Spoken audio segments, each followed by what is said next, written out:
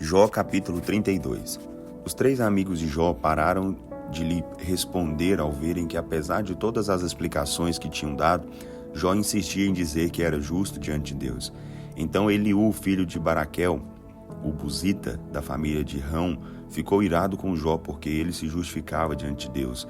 Eliú também ficou irado com os 3 amigos de Jó, porque acusavam Jó de ser pecador sem poderem provar esse fato. Eliú tinha ficado em silêncio durante a longa discussão, porque era mais jovem e respeitou o direito dos mais velhos. Quando Eliú percebeu que os 3 amigos de Jó não tinham mais nada a dizer, indignou-se. Estas foram as declarações de Eliú, filho de Baraquel, o buzita. Eu ainda sou jovem, vocês já são velhos, por isso esperei com receio de dizer o que pensavam. Pensei comigo mesmo, é melhor deixar que os mais velhos falem para ensinar a sabedoria, mas na verdade é o Espírito dentro do homem que lhe dá entendimento, o sopro do Todo-Poderoso. Na verdade, não é a idade que dá sabedoria, por isso digo, ouçam-me e lhes direi o que penso a respeito desse caso. Esperei para ver se vocês encontravam palavras, mas observando com cuidado enquanto vocês estavam procurando palavras, dei-lhes toda a atenção, mas nenhum de vocês provou que Jó estava errado. Nenhum de vocês respondeu às suas palavras. E não me venham com desculpas dizendo que Jó tem razão em parte e somente Deus pode mostrar a ele qual foi o seu pecado. Jó não me disse uma palavra ainda. Mas se tivesse dito, eu nunca teria respondido como vocês responderam. Quando vocês estão aí sentados, agora vocês estão aí sentados de boca aberta, sem se explicar, sem saber o que dizer. Será que também devo ficar em silêncio, esperando que algum de vocês encontre uma resposta? Não, eu também darei a minha resposta e darei qual é a minha opinião. Tenho muito para dizer, e o meu espírito me impulsiona a falar. Minhas palavras são como vinho guardado numa bolsa de couro, nova e bem fechada, que está prestes a romper. Preciso falar, isso me aliviará. Tenho de abrir os meus lábios e responder. Não vou tomar partido nessa discussão e não vou bajular ninguém, mesmo porque não sei fazer elogios mentirosos. Serei sincero para que o meu Criador não me castigue com a morte. Jó capítulo 33. Jó, ouça bem as minhas palavras, preste atenção no que vou dizer. Agora que comecei, não me interrompa. Minhas palavras estão na ponta da língua. Escute os meus argumentos e verá que tenho um coração íntegro e que usarei de palavras sábias. O Espírito de Deus me criou e o sopro do Todo-Poderoso é quem me conserva com vida. Ouça o que vou falar e depois me responda se for capaz. Bem, aqui estou eu, um homem como você diante de Deus. Eu também fui feito de barro. Não é preciso ter medo de mim. A minha mão não vai ser pesada sobre você. Ouvi bem o que você disse várias e várias vezes. Estou inocente, sou um homem limpo e sem pecado, estou puro e sem culpa. Deus passou a minha vida numa peneira fina até encontrar algum pequeno erro e me acusar como seu inimigo. Ele prendeu os meus pés com correntes e examinou cuidadosamente todos os meus atos. Mas eu lhe digo que você já estava pecando porque não quis admitir que Deus é maior do que o homem. E por que você se queixa de Deus dizendo que ele não responde às palavras dos homens? Além do mais, Deus se revela ao homem de um modo ou de outro, mesmo que você não tenha percebido isso. Ele se revela em sonhos e visões durante a noite, quando os homens estão dormindo profundamente em suas camas. Nessas horas, Deus faz o homem ouvir seus ensinos e o aterroriza com advertências, para mudar as ideias erradas do homem, para livrar o homem do orgulho e das suas más ações, para preservar a sua alma da cova e a sua vida da espada.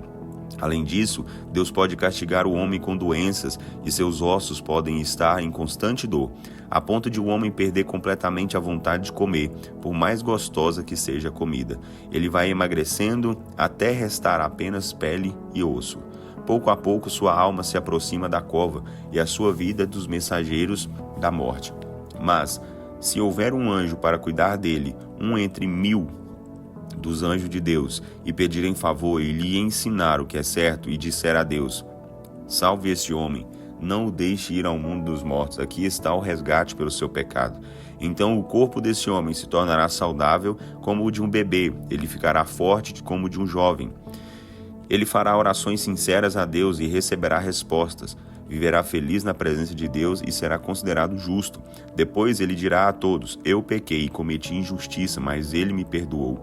Deus me livrou do castigo merecido, impedindo que eu descesse a cova, e viverei para desfrutar dos caminhos da luz.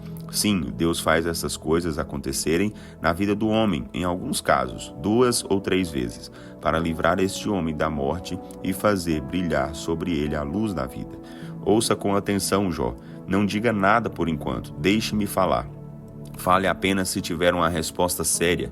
Isso eu quero ouvir, porque a minha vontade é que você seja absolvido. Se você não tem nada a dizer, ouça-me e fique em silêncio. Vou continuar a lhe mostrar o que é a verdadeira sabedoria. Jó capítulo 34. Eliú continuou seu discurso: vocês que são sábios, ouçam os meus argumentos, vocês que têm conhecimento. Nós somos capazes de escolher aquilo que queremos ouvir, tal como provamos o alimento que achamos gostoso.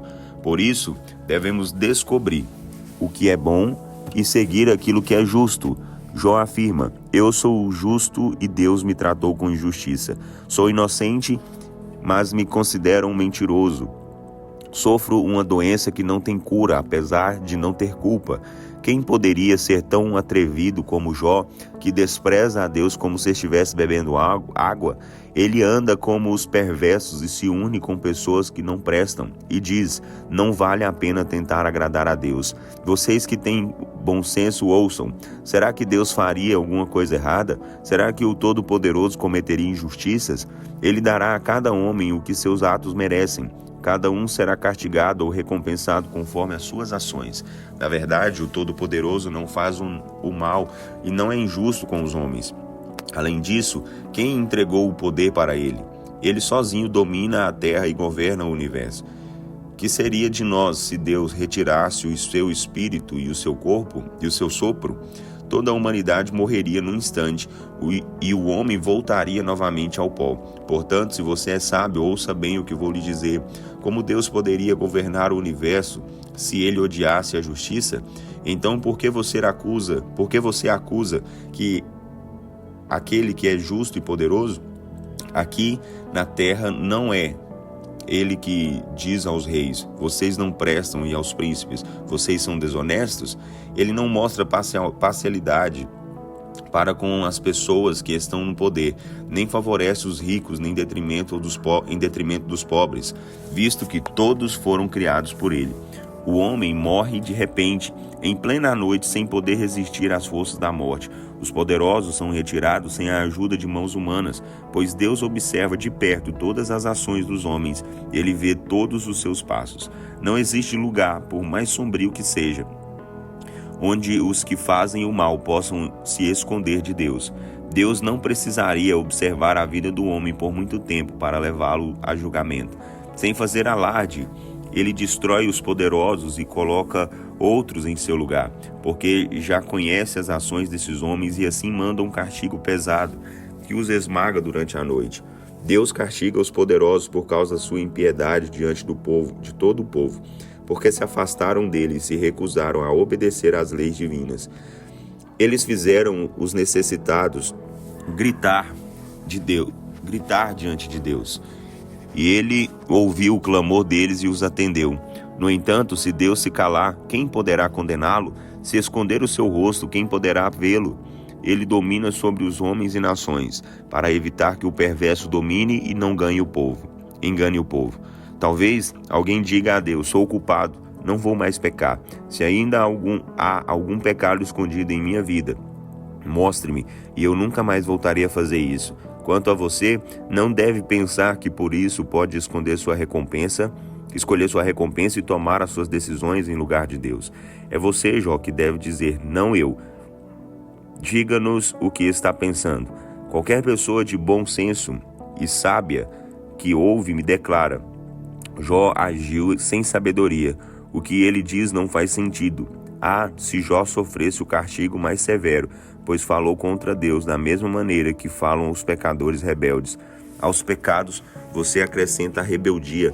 Você menospreza Deus na nossa presença e não para de falar contra ele.